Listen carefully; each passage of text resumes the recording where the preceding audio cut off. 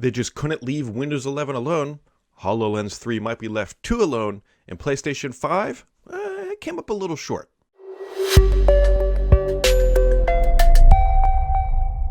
Happy Friday, friends! It has been another week of interesting things, because there wasn't a ton of individual tech news because there was a lot of earnings, and basically everybody blew it out of the book, except for Facebook, who fell off a cliff, which I am secretly a little bit happy about. I'm not a big fan of Facebook. But anyways, big news on multiple fronts that we are going to dive into here immediately, because why throw it to the back of the podcast? Okay, so Windows 11, this is baffling to me on multiple levels. So let's jump back into when they announced Windows 11. They came out and said, hey, we are going to be cleaning up what Windows 10 did. We are not moving to 2 major updates per year. We are moving to one major update, and everybody applauded. Myself, I was so happy. It was one major update. It was going to arrive around the October timeframe, and that was it. That's all you had to worry about. In the professional enterprise space, you had one update per year. That's all you had to worry about. No more of this 2 major update stuff. And Microsoft just couldn't help themselves. They're like, well, maybe, okay, we'll do one major update, but we'll do a ton of other updates that aren't major updates, but they'll tweak different things in the UI, and they'll move the cheese around a little bit, and they'll add things, and they'll make Windows 11 better. And okay, so this is where Microsoft announced this week, and I'm a little baffled by this. So Microsoft announced that there's 3 additional ways that Microsoft can now service Windows 11 that do not maybe qualify as a major update. So let's just walk through what is possible now. Currently, you have Windows Update, the tried and true method, something that we've known about for decades. There's also updates from the store that can add flavor and function to Windows 11, either updating apps like the calendar or mail apps, things like that. Now, where it starts to get fun is Microsoft has announced feature experience packs, online service experience packs, and web experience packs. And I wish you well if you're trying to keep all this information straight. I'm going to try to be reading verbatim here from what Microsoft has announced. So, feature experience packs are things like snipping tool and text input panels within the UI or basically the OS itself. So those are feature experience packs. Service experience packs. These are Windows feature experience packs that can deliver broad improvements across multiple areas of Windows, whereas online service experience packs are focused on delivering improvements for specific experiences. Okay, so feature experience packs clearly touch multiple things across the OS. Online, it touches a specific thing. And then web experience packs, these are updated through the Microsoft Store. So keep that in mind. Web experience packs are only coming through the Microsoft Store and will allow Microsoft to update things like the widgets experience in Windows 11. God help us all. Why they can't just call these things feature experience packs and not... Part of me thinks that the reason why they did this is so that IT could differentiate between these updates of things that are going to wreck their environment and things that probably shouldn't wreck their environment, but who knows, they still might. But either way, these are the packs that Microsoft is now capable of shipping, and we don't really know how they're going to start or when they're going to start using this. We know that an update is coming in February that is going to add things like taskbar widgets and a couple other minor things. Microsoft, I believe, still hasn't explicitly detailed how they're going to be delivering it. Based on this, it does not look like it's going to be a major version update, because that would go against what they announced earlier or mid last year when they launched Windows 11. So it's more than likely going to be a combination of these packs in some capacity or something like that are going to arrive on your machine. Now, the other big question, which I don't have the answer to yet, is can IT block this stuff? I would assume that they could. But why can't they just call these things Windows updates and keep life simple and plain and vanilla? I get that technically underneath they might be a little bit different, and Microsoft wants to differentiate from how these things are coming out.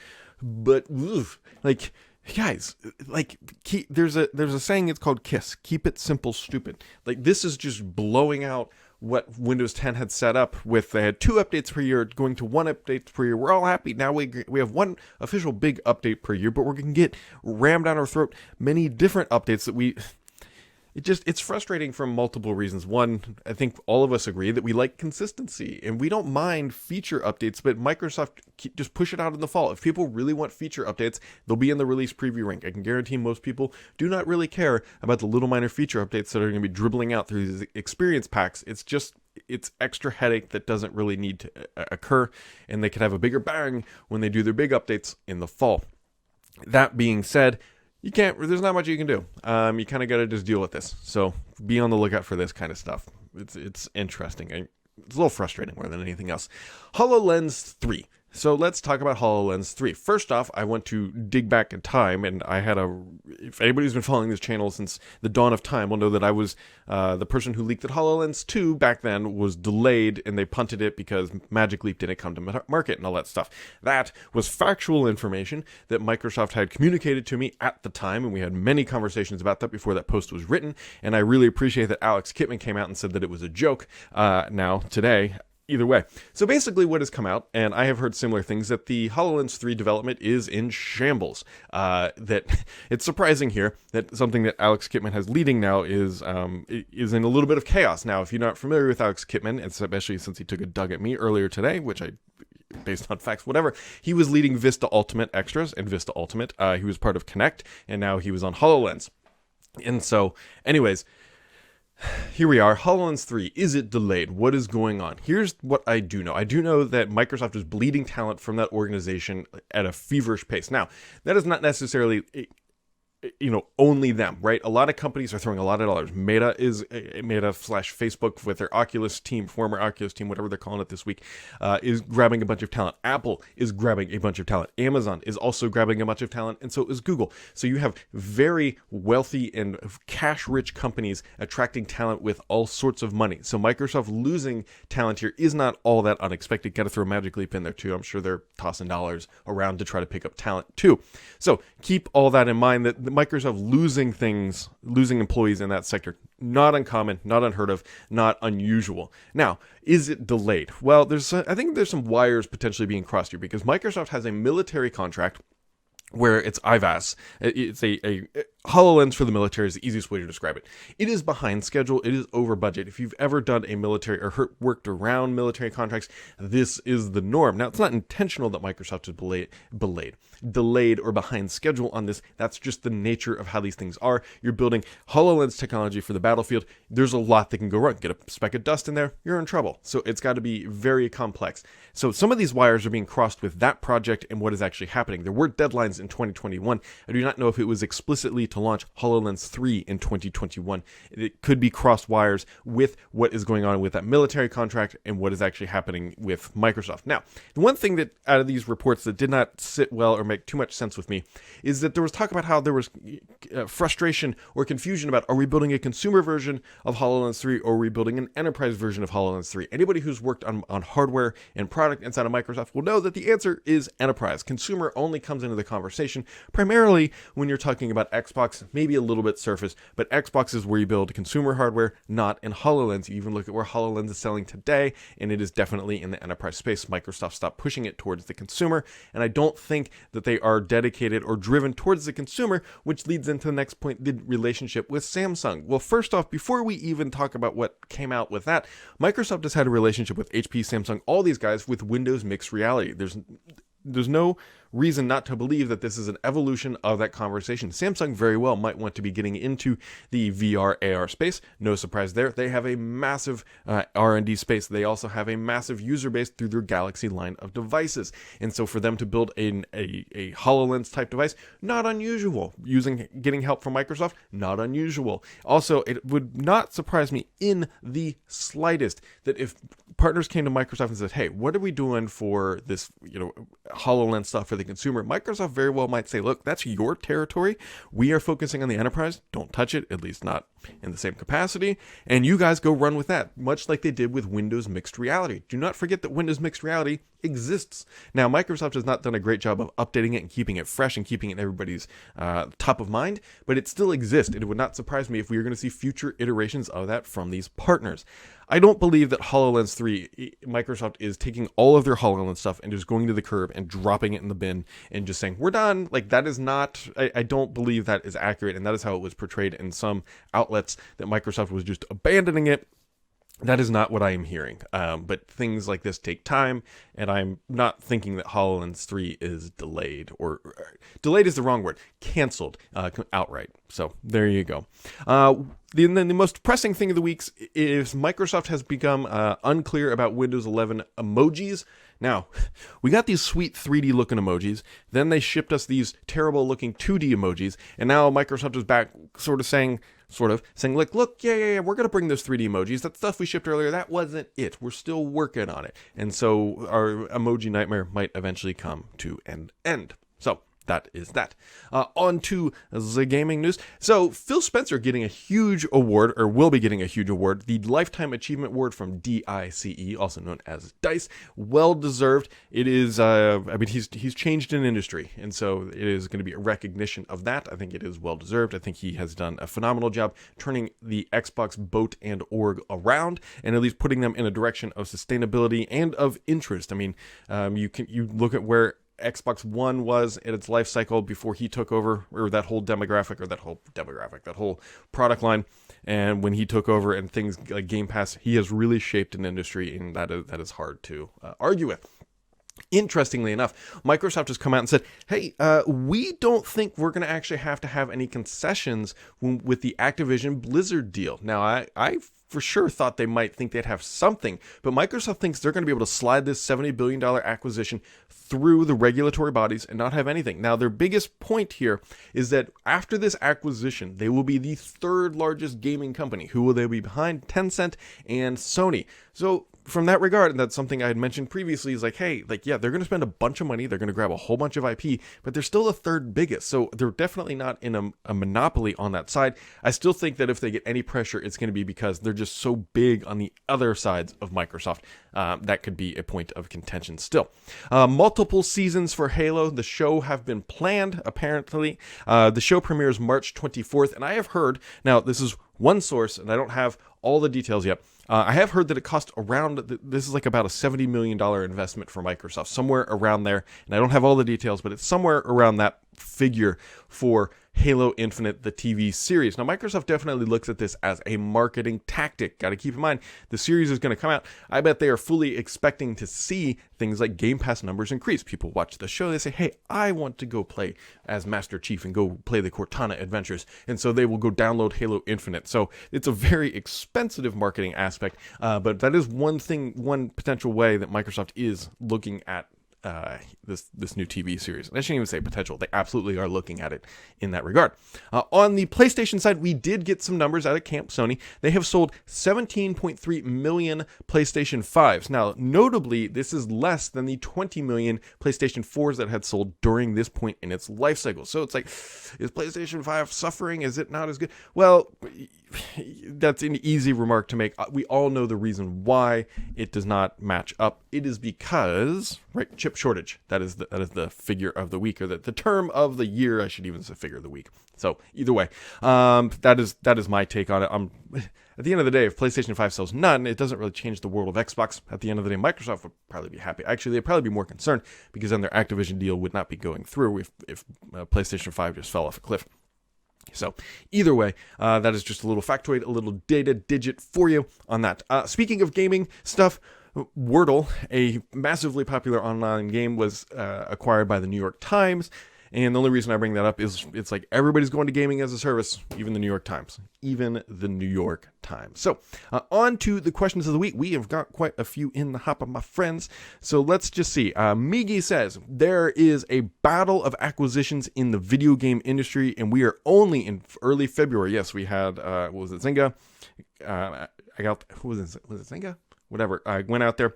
We also have Sony with Bungie, and obviously Microsoft at Activision, just tons and tons of billions of dollars being tossed around. Do you think that this is good to the industry? I mean, the film industry went through something similar, and it didn't end up very well. And so that's this first question. Is consolidation in the gaming industry a good thing? Well, part of me says no, it's not, because innovation comes through many different companies working and competing against each other. And that's just how innovation typically happens. You're trying to outsmart and outwit the other one.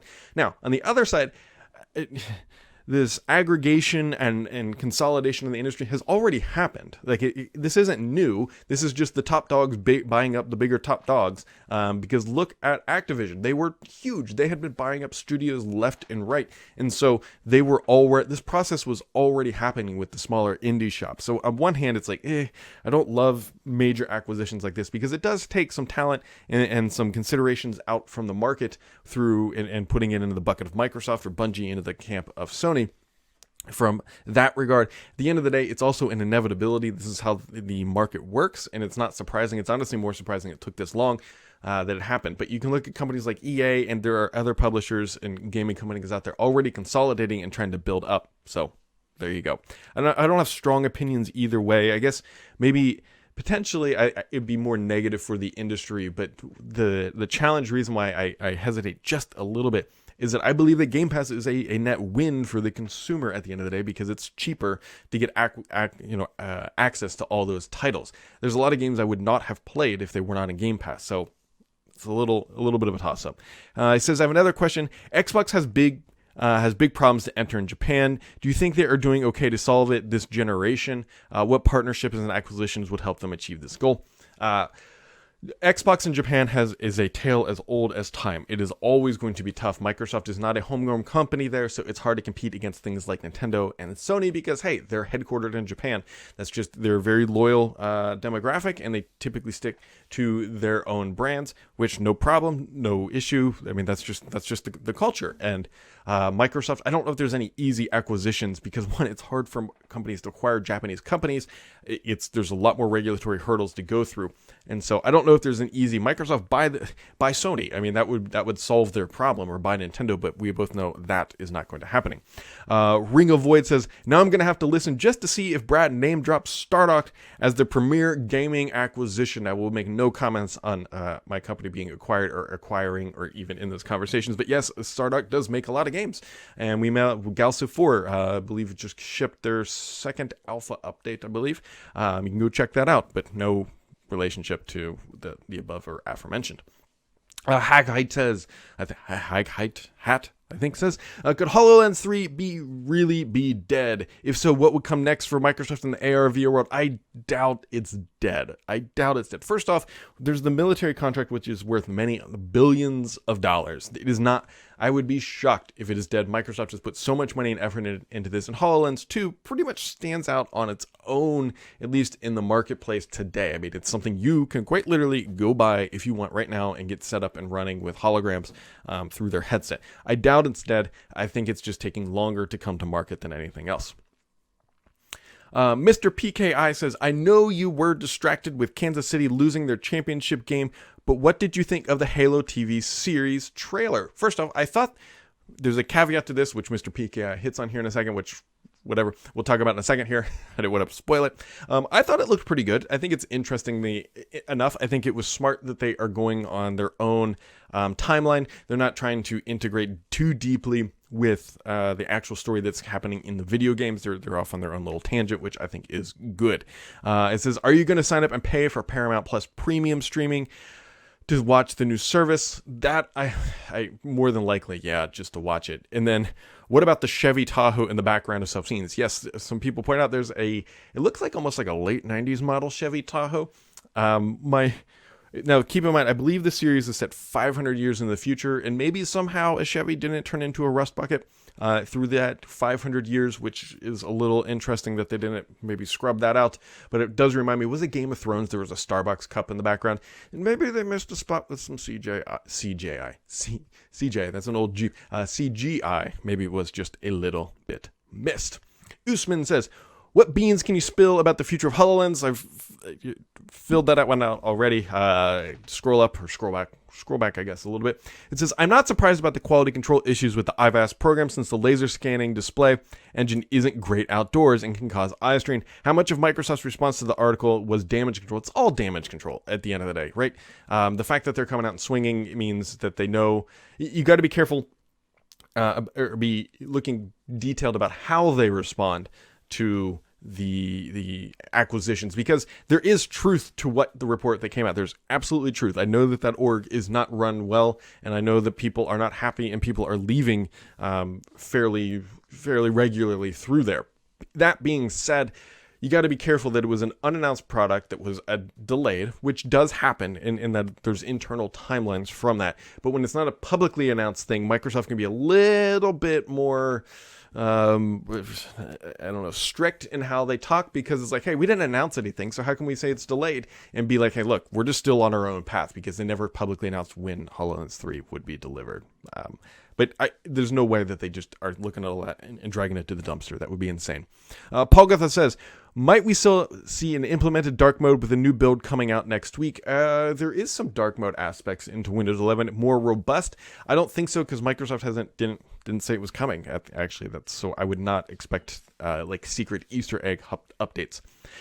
Jay Wolf says, now that the dust has settled and some more details have come out on Sony Bungie deal, do you have any additional thoughts on the matter? Do you think Bungie games coming to Xbox will be PlayStation and PC?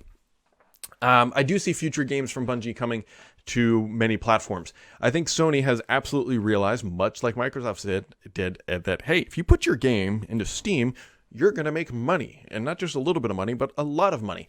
The only one I could see out there would maybe be Destiny 2 on Xbox, but I bet that they would go a very similar route that they did with Call of Duty, right? If you're on a PlayStation, you get a little bit extra bonus, you get stuff earlier.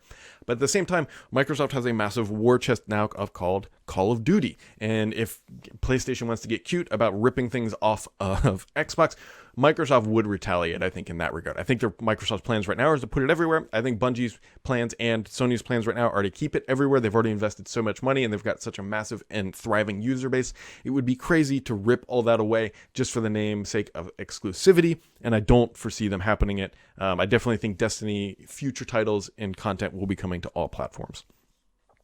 Sydney 2K says, happy February, Brad. It is February, Sydney 2K. Just recently, I saw that Microsoft Home Use program was highlighting 40% discount for 1 year's annual subscription of Microsoft 365 Personal and Family, plus 30% discount if you extend the subscription into subsequent years, up to 5 years. I'm not really interested in Office and Skype parts of the plan more in the 1 terabyte. Is it worth it getting a subscription just for that? I personally think so. Like 1 terabyte in the cloud, I use OneDrive Personal all the time.